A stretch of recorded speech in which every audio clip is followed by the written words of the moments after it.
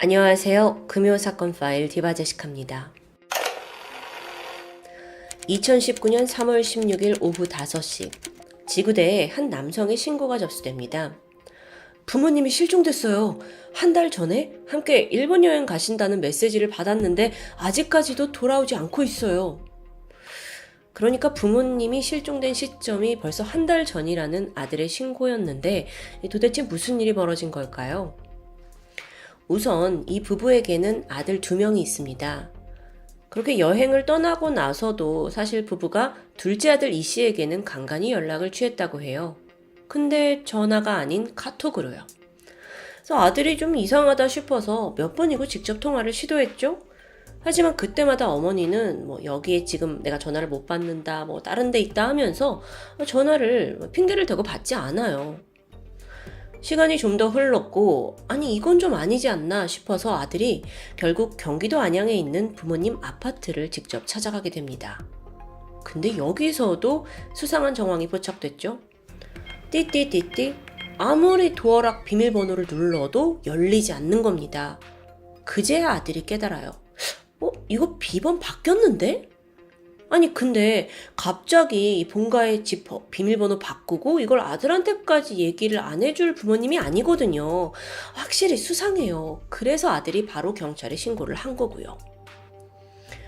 곧이어 119 구조대가 이 실종 부부의 아파트에 도착합니다. 그리고 나서 현관문 강제로 개방했고 집 안으로 들어섰죠. 첫눈에 특별한 흔적을 찾진 못했습니다. 모든 게 제자리에 잘 정돈돼 있었어요.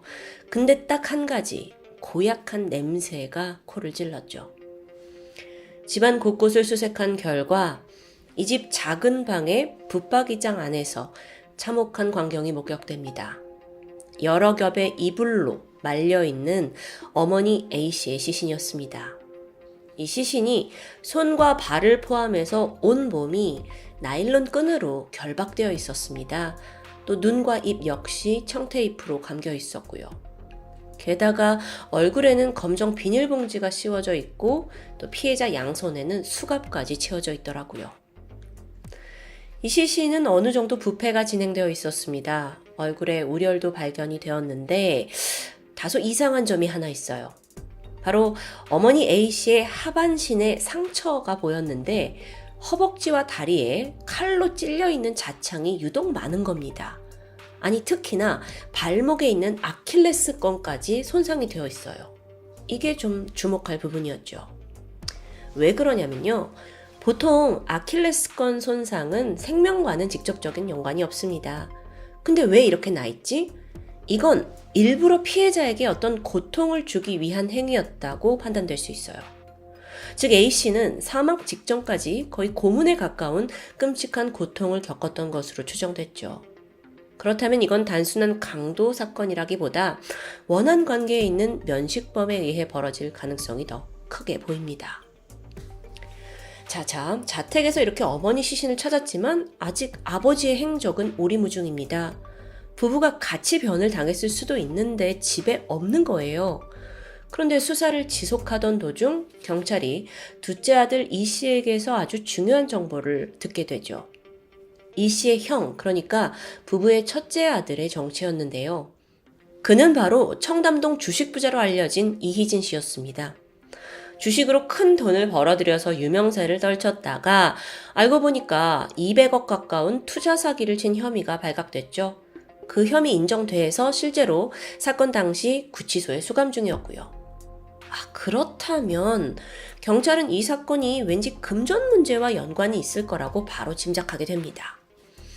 또 이렇게 추정을 한 데는 또 정황이 있었는데요. 공교롭게도 이 씨의 부모님이 실종된 시기에 어머니가 5억 원가량 되는 큰 돈을 건네받은 게 확인된 거예요. 이게 아들 이희진이 자기가 가지고 있던 외제 차량을 처분해서 그 돈의 일부를 어머니에게 이제 넘기면서 어머니가 받게 된 돈이었죠. 어머니한테 5억이 있었다는 건 범인이 이 돈을 노린 게 아닐까라고 생각이 들 수 있습니다. 그게 맞다면 범인은 이 집안의 금전 사정을 아주 잘 아는 사람 중 한 명일 거고요. 경찰은 현장을 중심으로 대대적인 감식에 들어갑니다. 루미놀 혈액 반응을 했는데 거실, 안방, 화장실을 포함한 집안 곳곳에서 어머니의 혈흔이 나옵니다. 자, 그럼 범행이 벌어진 곳은 바로 이 아파트 내부라는 거예요. 그래서 경찰이 즉각 CCTV 입수해서 분석에 돌입했죠. 2월 25일 오후 4시쯤이었는데 이 씨의 부모가 현금 5억 원이 든 돈가방을 들고 집으로 돌아오는 모습이 포착됐습니다. 이 이후로 피해자들은 CCTV에 나오지 않아요. 그럼 이쯤에서 범행을 당한 것 같죠? 그런데 그 밖에도 이 CCTV에서 매우 수상한 장면이 몇 개 더 나왔습니다. 같은 날 이 부모가 등장하기 몇 분 전인 3시 53분쯤이었는데 막 건장한 체구의 남성 무려 4명이 아파트 계단을 통해서 올라가는 거예요. 그리고 나서 이들이 한 3시간 정도 머무른 뒤 다시 계단을 통해서 건물을 빠져나가더라고요. 근데 이때 마지막으로 내려온 한 남성의 손에 가방이 들려 있습니다. 남성 셋이 먼저 떠났고 이 남성이 홀로 남아서 다시 아파트로 들어가요. 그리고 몇 시간 후에 내려오더니 홀연히 사라졌죠. 자, 지금 문제의 남성 4명이 등장을 했는데 수사팀이 주차장 CCTV 뒤졌고 이 남성들이 타고 떠난 차량 번호를 확보합니다. 그리고 동시에 사망한 어머니 A씨의 휴대폰 위치 추적을 실시했어요.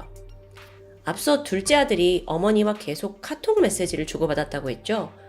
이건 어머니가 아니라 범인들이 어머니 핸드폰을 가지고 가짜로 보냈을 가능성이 큽니다. 그래서 경찰은 그 중에서도 3월 8일자 아들이 받은 메시지 발신자를 추적하거든요. 위치를 추적해요. 아니 그랬더니 그게 인천공항의 로밍센터로 나옵니다.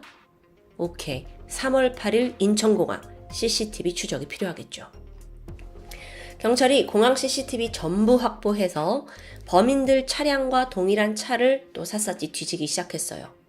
그러고 보니까 한 남자가 새벽 5시쯤 공항에 도착을 해서 안으로 들어갔고 그러다가 한참 시간이 지나서 같은 날 저녁에 다시 나타나더니 차를 끌고 공항 밖으로 빠져나가더라고요. 그게 12시간 넘게 지금 공항에 있었다는 건데 이건 계속 공항에 있었다는 게 아니라 가까운 해외에 나갔다가 들어왔을 수 있다는 거죠. 그래서 경찰이 그 같은 날짜에 비슷한 시각, 외국에 당일로 다녀온 사람들 탑승 기록 다 뒤졌습니다. 굉장히 끈질긴 수사를 펼친 결과 한 남성이 떠올라요. 그는 1984년생의 김다운이었죠. 그날 일본에 다녀온 기록이 있더라고요. 자, 만약에 이 사람이 이 사건의 용의자라면 왜 굳이 해외에 나갔다 왔을까요? 이건 아무래도 아들 이 씨의 눈속임을 위한 목적이 아닌가 싶습니다. 게다가 더 놀라운 건 김다운의 정체였어요. 끔찍한 살인을 했다고 하기에는 정말 전과 하나 없는 너무 평범한 사람이었거든요. 일단 시신이 발견된 다음 날인 3월 17일 김다운이 수원시 한 편의점에서 물건을 구입하던 도중 긴급 체포됩니다. 근데 검거를 딱 해보니까 1,000만 원이 넘는 굉장한 양의 현금을 소지하고 있더라고요.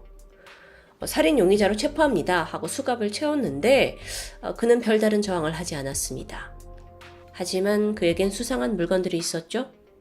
그건 바로 현재까지도 실종 상태인 이 씨의 아버지 차키와 또 둘째 아들의 여권이었습니다. 처음 경찰 조사에서 김다운은 모든 범행을 부인했어요. 그러다가 결국 신상 공개가 결정이 됐거든요.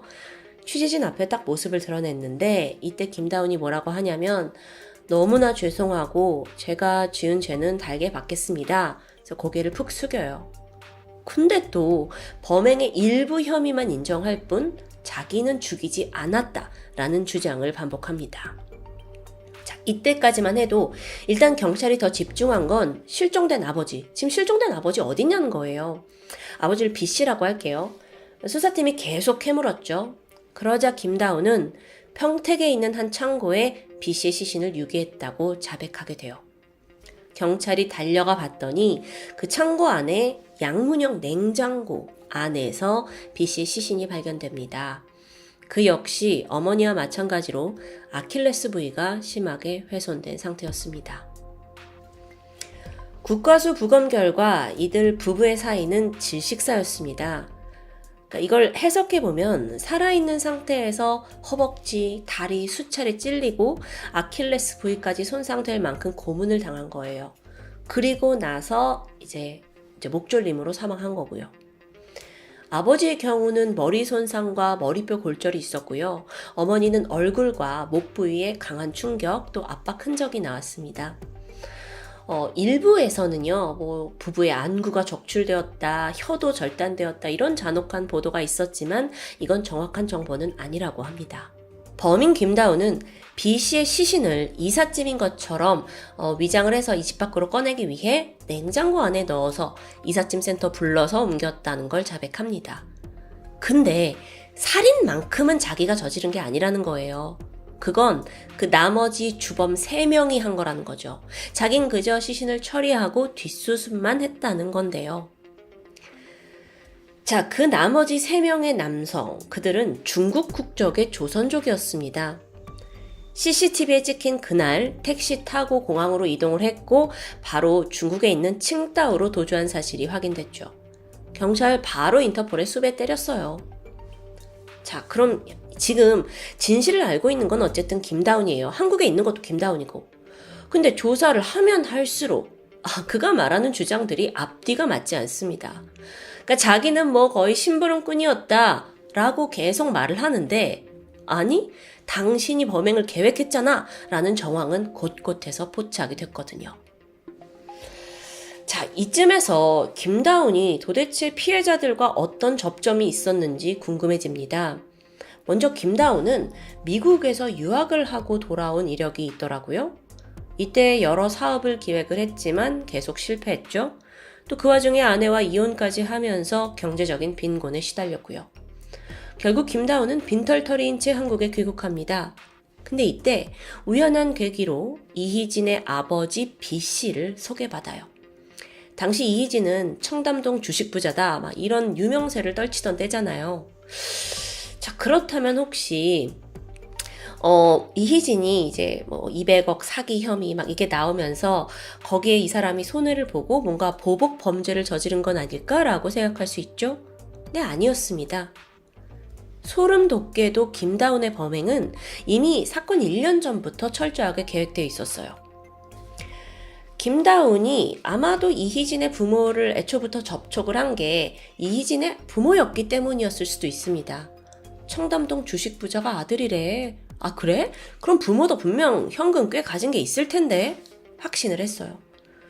그래서 친분을 이어오다가 2018년 3월 무렵부터는 아예 이희진의 부모님이 사는 아파트에 침입을 해서 동영상 촬영을 하기까지 합니다. 또 드론까지 띄워서 부부의 행적을 추적해 왔다고 해요. 심지어 이 아버지 B 씨의 차량에다가 위치 추적기까지 부착했고요. 대단하죠.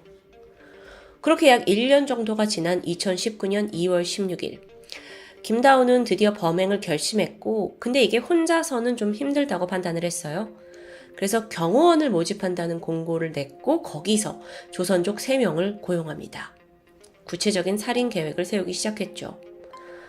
부부를 해칠 흉기, 또 범행 흔적을 지울 표백제, 결방용품까지 다 준비해뒀습니다.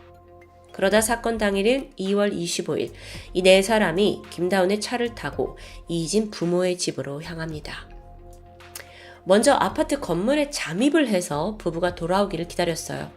그러다 오후 4시에 부부가 집에 돌아왔죠. 그러자 바로 실행에 옮깁니다. 띵동, 경찰입니다 하고 경찰을 사칭해서 이 집 안에 침입을 해요. 그리고 이 부부는 무슨 일인가 싶어서 문을 열었고요. 그렇게 안으로 들어가자마자 조선족들이 먼저 부부를 결박해서 각자의 방에 분리해 넣습니다.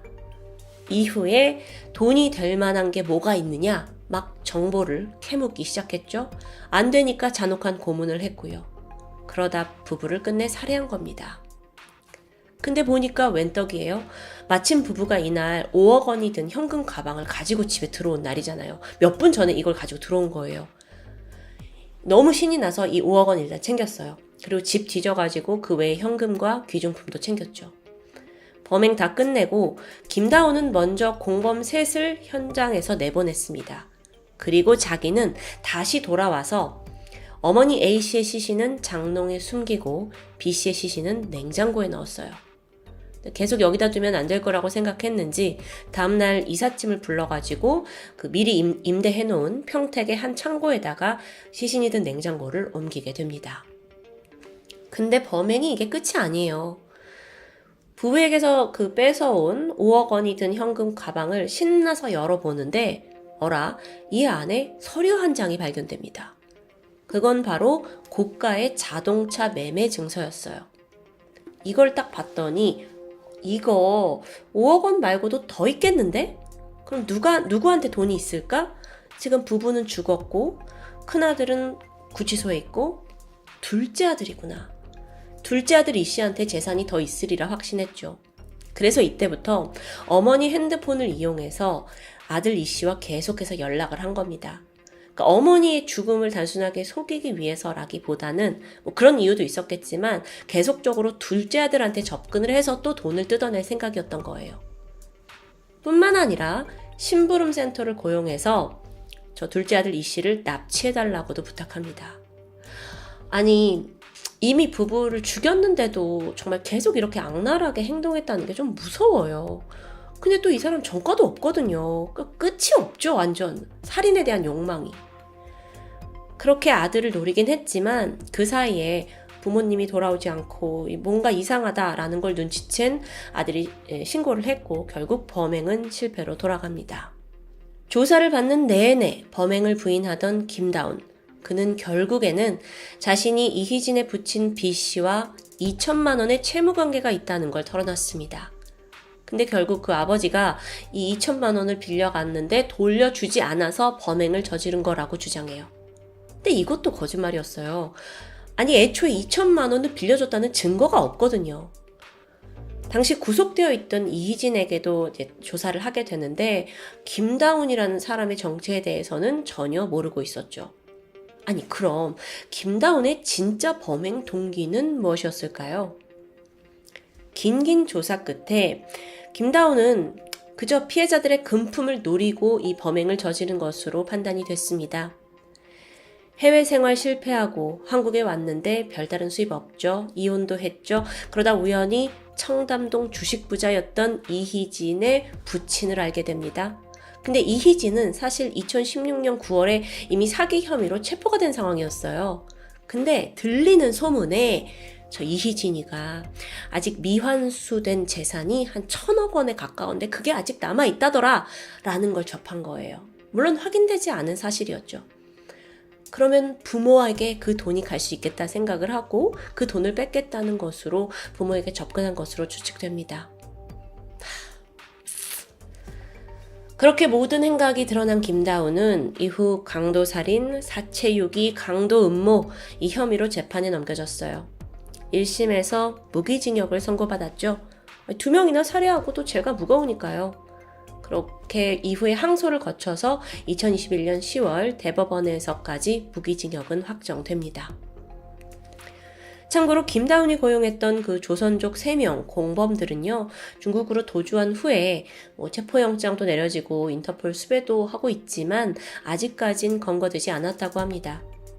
보통 중국의 경우에서는 자국민이 타국에서 범죄를 저지른 경우 이걸 중국 내에서 재판을 진행합니다. 나중에라도 만약 중국에서 검거가 된다면 사형에 처해질 가능성이 크다고 보고 있습니다. 김다운의 범행 수법이 굉장히 잔혹하고 범행 동기도 불순해요. 하지만 한편으로는 피해자들이 주식 사기로 구속된 이희진의 부모였다라는 점 때문에 크게 주목을 받고 또 일각에서는 약간 범인 김다운을 두둔하는 모습까지 보였습니다. 당한 만큼 되돌려 받는다라는 그런 좀 심리가 좀 반영이 된 것 같아요. 하지만 여러분 한 가지 확실한 건 범인 김다운이요? 사기 피해자들에 대한 내가 어떤 보복을 내가 해주겠다? 이런 사명감 전혀 없습니다. 그런 마음으로 피해자 공격한 거 아니에요. 지도 돈 욕심 나서 한 거예요. 사기당한 피해자들한테 돈을 돌려주겠다는 마음은 절대 없었고요. 이건 확실히 해야 되는 부분이겠죠. 마지막으로 이런 와중에 어이없는 소식도 최근 전해졌습니다. 자신의 부모님이 끔찍한 살인사건의 피해자가 되었는데 지난 2023년 이 이희진 형제가 또다시 900억 원에 달하는 코인 사기 혐의로 기소되었다는 이야기입니다. 뭔가 그들의 버릇이 계속되고 있는 듯한 느낌이 좀 들죠. 오직 돈이라는 물질과 이 허황된 욕망을 쫓다가 무너져버린 가족 그리고 사람들. 어쩌면 이 사건은 황금 만능주의의 폐해를 여실히 보여주고 있는 건 아닌가라는 생각이 듭니다. 지금까지 금요사건 파일 디바제시카였습니다. 안녕하세요. 토요미스테리 디바제시카입니다. 과거 10개의 우물이 있는 마을이라서 이름이 붙여진 인천 부평구의 십정동. 하지만 이제 와서는 그 많던 우물도 다 자취를 감췄고 인천 중에서도 아주 낙후된 동네로 변해버렸습니다. 지금은 다행히 재개발로 인해서 아파트가 들어서고 있고요. 이 십정동에 빽빽하게 다세대 주택들이 밀집되어 있던 지난 2006년 11월 15일. 이 건물들 중에 2층 주택에 1층에 새들어 살면서 건축업을 하고 있던 49살의 A씨는 새벽 3시가 돼서야 잠이 들었습니다. 그런데 얼마 후 2층, 그러니까 집주인이 살고 있는 집에서 전화벨 소리와 함께 우당탕탕 거리는 시끄러운 소리가 들렸죠. 뭔가 심상치 않게 들렸는데요. A씨는 마침 같은 건물 옆집에 살고 있던 매형에게 전화를 걸었지만 그는 받지 않았고 혼자 올라가 볼까 생각했지만 좀 두려웠기 때문에 결국 다시 잠을 청합니다. 다음 날은 수능이 있던 11월 16일 아침. 잠에서 깬 A씨가 새벽에 들은 소리가 여전히 마음에 걸렸고 결국 오전 8시쯤 매형에게 연락을 해서 함께 2층으로 올라가 보게 되는데요. 입구에서부터 어딘가 석연치 않았습니다. 현관문이 2-3cm 정도 열려 있어서 두 사람이 계세요 하면서 안을 들어가 보는데요. 눈앞에 펼쳐진 건 피가 흥건한 거실과 그곳에 쓰러져 있는 집주인 부부였습니다. 이미 사망한 상태였죠. 현장에 출동한 경찰은 범인을 찾기 위해 십정치안센터에 특별수사본부를 설치합니다. 형사과장을 비롯해서 강력계 형사 60여 명이 투입됐죠. 경찰이 이렇게 대대적으로 수사를 펼쳤던 이유는 일단 이 피해자 부부의 살해당한 모습이 너무도 심상치 않았기 때문입니다. 딱 봐도 과다출혈로 사망했을 만큼 오버킬이 벌어진 상태였죠. 사건 현장을 좀 살펴보면 방 안에 서랍이 열려 있었고요. 누군가 뒤진 흔적이겠죠. 그런데 이상한 건 집에 있던 폐물과 현금은 그대로 남아있다는 점입니다. 물론 사라진 게 있긴 해요. 부엌 천장에 있던 1억 원 정도가 든 적금 통장 4개. 그런데 범인이 비밀번호를 알지 않는 한 쉽게 돈을 인출해 갈 수 없는 통장입니다. 그걸 왜 가져갔을까부터가 의문입니다. 그렇다 보니까 이 사건을 단순 강도의 소행이라고 보기엔 좀 무리가 있었는데요. 경찰은 부부의 모든 계좌와 보험 내역을 조사했지만 이후 누군가 건드린 흔적은 없었습니다. 그래서 원한의 무게를 두고 조사를 하던 중 이 건축업을 했던 남편 김 씨의 이 사업 장부가 없어진 사실 또한 깨닫게 됩니다. 그러다 보니 그 남편과 얽혀있던 주변인들을 탐문 조사했죠.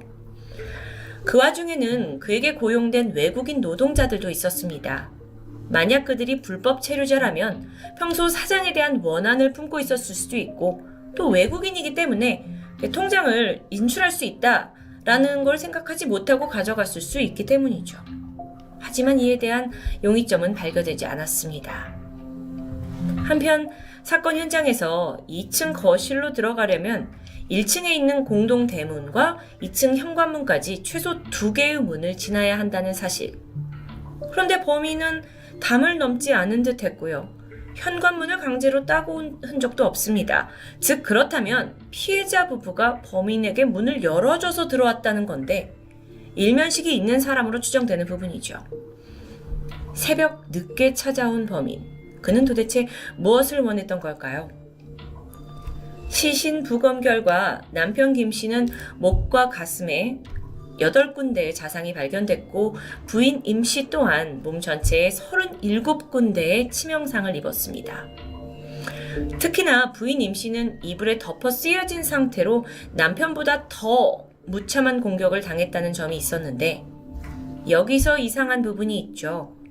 이렇게까지 혹독한 공격이었다면 분명 부부가 소리를 질렀을 텐데 이들은 마치 벙어리가 된 것처럼 입을 다물고 있었다는 겁니다. 부부의 사망 추정 시각인 새벽 2시 반에서 5시까지 어떤 구조 요청이나 이상한 소리를 들었다는 사람은 아무도 없었습니다. 아랫집에 있던 A씨도 전화벨이랑 우당탕 소리만 들었을 뿐이었죠. 게다가 이 부부의 시신에는 그 흔한 방어흔이 없었습니다. 만약에 남편이나 부인 중 누군가가 먼저 흉기를 공격을 당했다면 분명 다른 한 명은 본능적으로 방어나 저항 또 소리치게 마련입니다. 모든 게 앞뒤가 맞지 않죠. 그래서 이 상황 속에서 경찰은 면식범일 범인이 최소 1명 이상일 수 있다라고 추정하게 됩니다.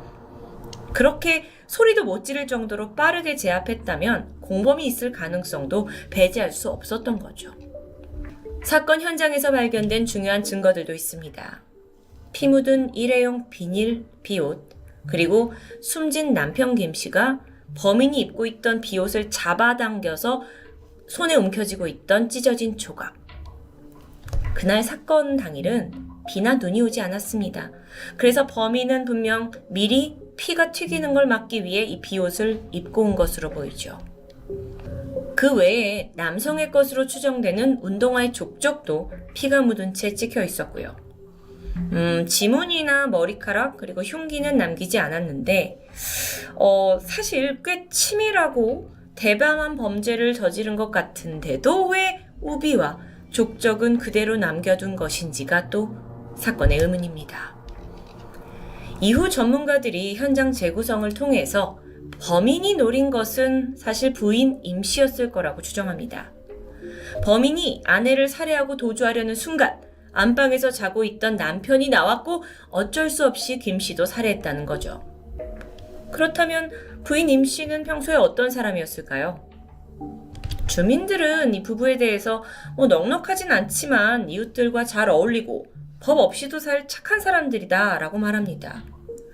특히나 부인 임씨는 생활력이 강했다라는 말을 남겼는데 경찰은 이 생활력이라는 부분에서 금전과 관련된 원한 관계가 있지 않은지 조사했죠. 그래서 보니 그녀가 예전에 일수를 했었던 적이 있고 이것과 관련된 여러 일이 얽혀 있을 수도 있었습니다. 이 모든 건 추정이었죠. 결국 부인에 대한 원한 채무관계는 전혀 별다른 게 드러나지 않습니다. 물론 범인이 단순 강도일 가능성이 아예 없는 건 아닙니다. 남편 김씨가 평소에 나 돈 좀 벌었다 모았다 라는 말을 하곤 했는데 이로 인해 타겟이 되었을 수도 있죠. 단순한 강도였는데 사건에 혼선을 주기 위해서 일부러 부인을 오버킬 했을 가능성도 있습니다. 하지만 이런 여러 가지 추측 속에서도 여전히 면식범에 의한 계획범죄에 무게가 실리는데요. 좀처럼 실마리가 풀리지 않던 이 사건이 오버킬 수법과 우비 덕분에 십정동 공공의 적 사건이라는 별칭이 붙었습니다. 그러니까 2002년에 그 영화 공공의 적이 나왔고 흥행을 하면서 그거의 모방 범죄로 봤다는 거죠. 그러면서 경찰의 시선이 직계 가족에게 돌아갑니다. 김씨 부부에게는 두 아들이 있었습니다. 당시 26살의 큰아들은 서울대 의과대학에 다니고 있었고 24살의 작은아들은 충남대 수의대에 재학 중이었죠. 두 아들 모두 독립해서 따로 살고 있었는데 부부가 자식들의 학비와 생활비를 뒷바라지하고 있었던 겁니다. 그런데 사건이 벌어진 직후 1층 세입자가 부모의 사망사고를 알리기 위해서 맏아들에게 전화를 걸었을 그 당시 그는 부평역을 지나고 있었습니다. 어라? 학교에 있어야 할 시간에 왜 집 근처 전철역에 있었던 걸까요? 당연히 의심을 살만했죠. 조사해보니 맏아들은 5천만 원 이상의 빚이 있었고요. 이걸로 인해 학업을 포기하려는 생각으로 집으로 가던 중이라고 합니다. 그럼 여기서 다시 그가 빚이 있었다는 걸 토대로 당시 경찰은 맏아들을 집중적으로 조사해요. 하지만 뚜렷한 용의점은 나오지 않았죠. 이후에 둘째 아들도 용의선상에 올랐지만 사망 시각에 알리바이가 확인됩니다. 그런데요. 그럼에도 불구하고 세간은 이 두 아들을 의심했습니다. 사건 당시 둘 다 그 영화 00의 적을 보고 나서 이 시나리오를 짤 수 있을 그럴 나이가 아니냐라는 생각들도 있었고, 집 문이 잠겨 있더라도 두 사람 다 열쇠를 갖고 있었기 때문에 침입을 하기 쉬웠을 거다라는 단순한 추측 때문이기도 했죠. 또 통장만 있으면 돈을 인출할 수 있을 거야 라고 생각할 만큼 금융거래에 대해 잘 모르는 어떤 나이대와 초범이라는 그런 관점도 더해졌습니다. 결정적으로 앞서 말씀드린 대로 부부가 이 살해를 당하는데도 불구하고 살려달라고 소리 지르지 않은 점, 방어원이 없었다라는 점이 두 아들을 향한 의혹을 더 짙게 했죠.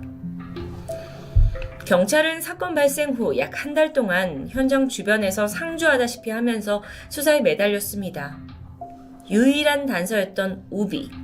여기는 굉장히 그 체크 무늬에 단추가 3개 달린 독특한 디자인이었는데 이게 국내에서 제조된 게 아니었어요. 그래서 처음엔 판매처를 알지 못해서 어려움을 겪었죠.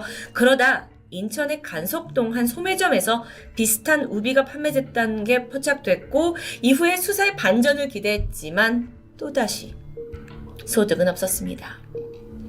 그렇다면 그 범인의 흔적 족적. 밑창 분석했죠. 동일한 제품 찾았더니 퓨마 운동화로 특정됐지만 이것마저 수사에 도움을 주지 못합니다. 심지어 범행에 사용된 흉기는 끝끝내 발견되지도 않았고요. 추가적으로 경찰은 피해자 가족, 지인, 주변 인물을 그리고 주변에 동일 수법 전과자, 최근 출소자까지 약 1,500명을 수사했다고 합니다. 성과 없었고요. 그 외에 1층 주민이 증언을 했고 최초 목격자이긴 했지만 그 외에 다른 목격자는 사실상 확보되지 않았고요. 수사팀은 결국 이렇게 대대적으로만 수사만 하다가는 다른 범죄를 놓칠 수 있다라는 우려가 있었고 규모를 반으로 축소합니다. 수사가 장기화되면서 이 십정동 지역은 민심이 흉흉해졌는데요. 사건을 계속 조사하려는 경찰들이 상주했고 그러다 보니 주변에서 음식점을 운영하는 주민은 해가 지면 동네에 사람이 없다 하면서 불만을 토로하기도 했습니다. 그렇게 비난의 눈길까지 받게 된 경찰은 결국 1년이 지난 후 증거와 용의자를 찾지 못한 채 수사를 종결합니다. 몇 년 전까지만 해도 이 피해자들의 집은 두 아들의 공동 명의로 되어 있었습니다. 그렇게 팔리지 않은 채 무려 10년 넘게 빈집 상태였죠. 하지만 현재는 이 십정동 재개발로 인해 철거되었다고 합니다. 몇 년 전 한 방송사에서 피해자 부부의 두 아들을 인터뷰한 적이 있었습니다. 그때 당시 의사가 된 첫째 아들은 성실히 인터뷰에 응했지만 반면 수의사가 된 둘째 아들은 인터뷰를 거부하면서 강한 적대감을 드러냈죠. 물론 진실을 우리가 알 수 없는 상황에서 부모를 잃게 된 이 안타까운 두 아들이 정말 범인으로 억울하게 몰렸을 수도 있지만 혹여 그렇지 않을 수도 있다라는 세간의 의심은 여전히 남아있는 듯합니다. 그나마 다행인 것은 이 사건의 공소시효가 사라지고 뻔뻔히 어딘가에 살고 있을 범인은 언젠가 잡힐지 모른다는 불안감과 긴장감에 살고 있다는 것이죠. 지난 2016년부터 인천 미제 사건 수사팀이 이 사건을 재수사를 진행합니다. 수사팀장은 한 인터뷰를 통해서 이 사건이 외부에서 침입한 흔적도 없고 또 훔쳐간 통장도 인출을 하지 않아서 굉장히 미스테리한 사건이다 라고 말했는데요. 더불어 프로파일러와 공조수사를 하고 또 앞으로 DNA 분석 같은 과학수사도 이 사건을 해결하기 위해 병행되고 있다고 합니다. 이렇게 의지를 불태우고 있는 경찰의 노력과 함께 사건 당시 그 무엇이라도 목격했던 이들의 제보까지 더해진다면 이 미제 사건은 좀 더 빠른 시간 내에 미제에서 벗어날 수 있으리라 기대해봅니다. 인천 십정동 살인사건 토요미스테리 디바제시카였습니다.